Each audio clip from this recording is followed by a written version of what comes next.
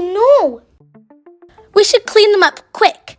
We don't want the mud to stain them.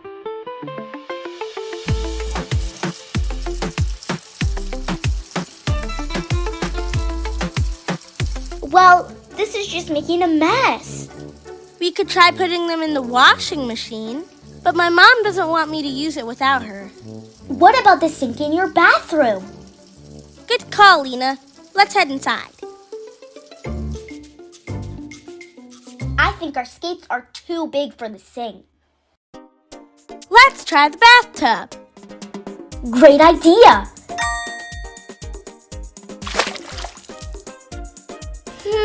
It's still not working.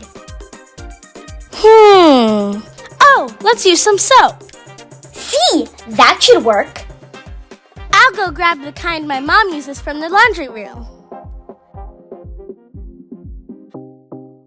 How much do we put in? I don't know. Let's just put some in.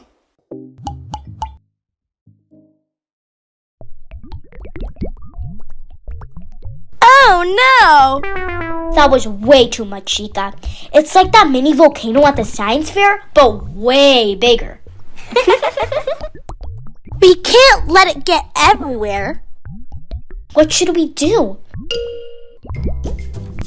Oh, we have some buckets in the laundry room. We can use those.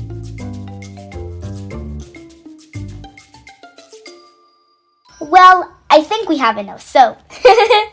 But why wouldn't the mud come off our skates with just water? I'm not sure. I think my mom got me a book on how things work. Maybe that'll explain it. Yeah, that could work. Aha! Here we go. The powers of soap. Ooh, like magic superpowers? Let's find out. When you have clothes with oil, dirt, and bacteria, you need more than water to get them clean. Soap has tiny little things called molecules that help clean out the dirt. Imagine a balloon with a string. That's what a soap molecule looks like.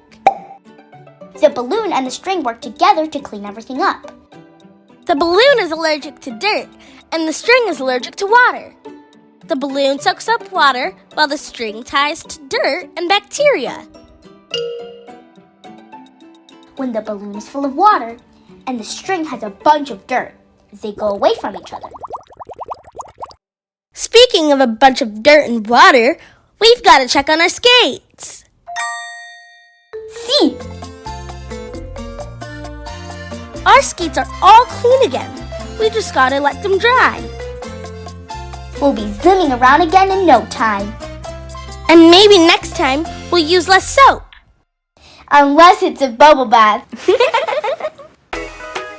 We had so much fun together.